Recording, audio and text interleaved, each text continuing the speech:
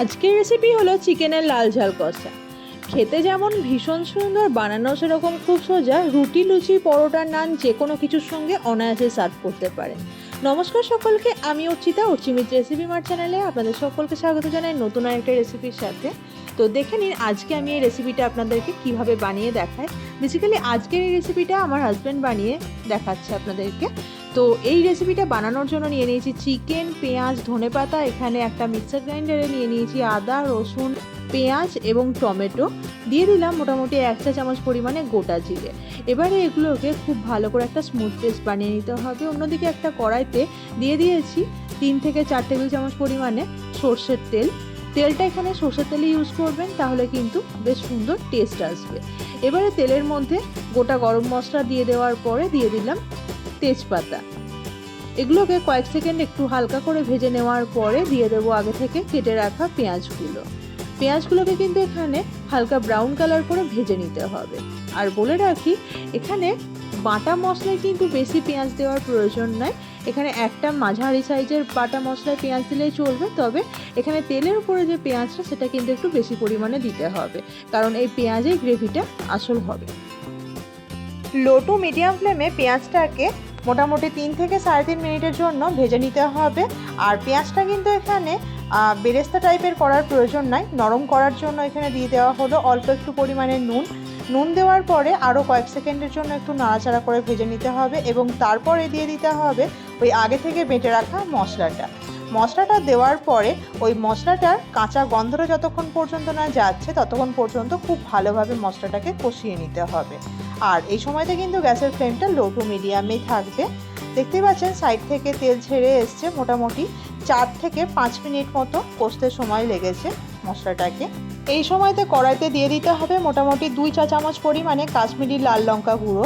এখানে কিন্তু কাশ্মীরি লাল লঙ্কা গুঁড়োটা ব্যবহার করা হচ্ছে কালারের জন্য, কারণ এখানে রেসিপিটার নামই হচ্ছে চিকেনের লাল ঝাল কষা। আর দিতে হবে 1 থেকে 1.5 চা চামচ পরিমাণে হলুদ, 1 চা চামচ পরিমাণে জিরে গুঁড়ো এবং 2 চা চামচ পরিমাণে ধনে গুঁড়ো। এগুলোকে কিন্তু আপনারা চাইলে আলাদা বাটিতে গুঁড়ো মশলাগুলোকে নিয়ে জল দিয়ে গুলে তারপরও দিতে পারেন। আমি এখানে ডিরেক্টলি দিয়েছি। এরপরে ভালোভাবে মশলাটা মিশিয়ে নেওয়ার পরে ওপর থেকে দিয়ে দেবো অল্প একটু পরিমাণে জল এবং এরকমভাবে 2 থেকে 3 বার জল দিতে থাকতে হবে এবং ভালোভাবে মশলাটাকে কষিয়ে নিতে হবে। আর সমস্ত মশলার স্বাদটাকে ব্যালেন্স করার জন্য দিয়ে দিলাম অল্প একটু পরিমাণে চিনি। মশলাগুলো খুব ভালোভাবে কষিয়ে নেওয়া হয়ে গেলে এবং খুব সুন্দর একটা কালার চলে আসলে ও সাইড থেকে তেল ছাড়তে লাগলে দিয়ে দেবো চিকেনটা। এখানে বলে রাখি, চিকেনটা কিন্তু আমি মোটামুটি আধ ঘন্টার জন্য লেবু দিয়ে ম্যারিনেট করে রেখেছিলাম। লেবু দিয়ে ম্যারিনেট করে রাখলে চিকেনের মধ্যে যে একটা গন্ধ থাকে সেটা যেমন চলে যায়, সাথে সাথে চিকেনটা কিন্তু সিদ্ধ হতে খুব কম সময় লাগে। এর ফলে চিকেনটা রান্না কিন্তু খুব তাড়াতাড়ি হয়ে যায়। এটা একটা ছোট্ট টিপস আপনাদের জন্য। যাই হোক, চিকেনটা দেওয়ার পরে খুব ভালোভাবে চিকেনটা মশলার সাথে মিশিয়ে নিতে হবে এবং স্বাদ অনুযায়ী এখানে দিয়ে দিতে হবে লবণ। আর দিয়ে দেবো এখানে চিকেন মশলা মোটামুটি 1.5 চা চামচ পরিমাণে। চিকেন মশলাটা পুরোটাই অপশনাল, চাইলে দিতে পারেন, নাহলে স্কিপ করতে পারেন। এবারে আবারও এই মশলাগুলোকে ভালোভাবে মিশিয়ে নেবো চিকেনের সঙ্গে এবং চিকেনটাকে কিন্তু এই মুহূর্তে কষতে হবে খুব ভালোভাবে, যতক্ষণ পর্যন্ত না মশলা এবং চিকেন ভালোভাবে মিশে গিয়ে খুব সুন্দর একটা গন্ধ ছাড়বে ততক্ষণ পর্যন্ত। যত সুন্দর চিকেনটা কষবেন চিকেনটার টেস্ট কিন্তু ঠিক তত সুন্দর আসবে। এই মুহূর্তে লো টু মিডিয়াম ফ্লেমে ঢাকা দিয়ে 10 থেকে 15 মিনিটের জন্য রেখে দেবো, যাতে চিকেনটা সুন্দরভাবে সিদ্ধ হয় এবং তার সঙ্গে সঙ্গে কষাটাও হয়।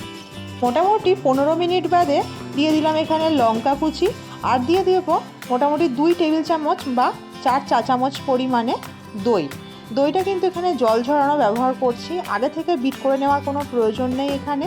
তো আমরা এরকমভাবে দইটা দেওয়ার পরে দই এবং লঙ্কাটাকে চিকেনের সঙ্গে খুব ভালোভাবে মিশিয়ে নেব এবং তারপরেও কিন্তু মোটামুটি 5 মিনিটের জন্য চিকেনটাকে কষবো। আর বলে রাখি, দইটা দেওয়ার সময় কিন্তু গ্যাসের ফ্লেমটা সব সময়তে লোতে রাখবেন, তাহলে কি হবে, দইটা ফেটে যাবে না। দেখতেই পাচ্ছেন চিকেনের কালারটা ঠিক কতটা সুন্দর এসছে। এই রান্নাটা করতে কিন্তু উপকরণ যেমন কম লাগে, সময়ও সেরকম কম লাগে, কিন্তু খেতে কিন্তু ভীষণ সুন্দর হয়। ওপর থেকে অল্প একটু পরিমাণে ধনেপাতা কুচি দিয়ে দিলাম এবং আবারও কষবো মোটামুটি 2 থেকে 3 মিনিটের জন্য। চিকেন কিন্তু এখন প্রায় আমাদের 60% সিদ্ধ হয়ে গিয়েছে। এবারে ওপর থেকে দিয়ে দেবো জল জল আপনারা ব্যবহার করবেন যেরকম আপনারা গ্রেভি চান সেরকমই। আমি এখানে ছোটো বাটির 1 বাটি পরিমাণে জল দিয়েছি এবং তারপরে জল দিয়ে ওই জলের সঙ্গে মশলাটা খুব ভালোভাবে মিশিয়ে নেব এবং আবারও ঢাকা দিয়ে দেবো। মোটামুটি 15 মিনিটের জন্য মিডিয়াম ফ্লেমে ফুটতে দেবো এবং চিকেনটাকে সিদ্ধ হতে দেবো। 15 মিনিট হয়ে গিয়েছে, ঢাকনাটা খুলে নিলাম।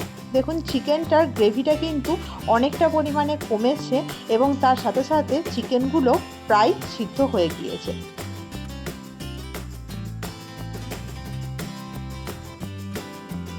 এই সময়তে গ্যাসের ফ্লেমটা বাড়িয়ে দেবো এবং ওপর থেকে রোস্টেড কসুরি মেথি হাতে ঘষে এরকমভাবে দিয়ে দেবো কড়াইয়ের মধ্যে। এখানে বলে এই কসুরি মেথি আপনারা নর্মালি দিতে পারেন, তবে আমরা একটু রোস্ট করে দেওয়াটা প্রেফার করি, তাহলে কি হয় সুন্দর একটা টেস্ট আসে এবং গন্ধ আসে। যাই হোক, মেথিটা দেওয়ার পরে খুব ভালোভাবে মিশিয়ে নিতে হবে এবং তারপরে আর 5 থেকে 10 মিনিটের মতো চিকেনটাকে রান্না করে বন্ধ করে দিতে হবে গ্যাসের ফ্লেমটাকে। ব্যাস, তাহলেই তৈরি হয়ে যাবে আমাদের আজকের স্পেশাল রেসিপি চিকেনের লাল ঝাল কষা।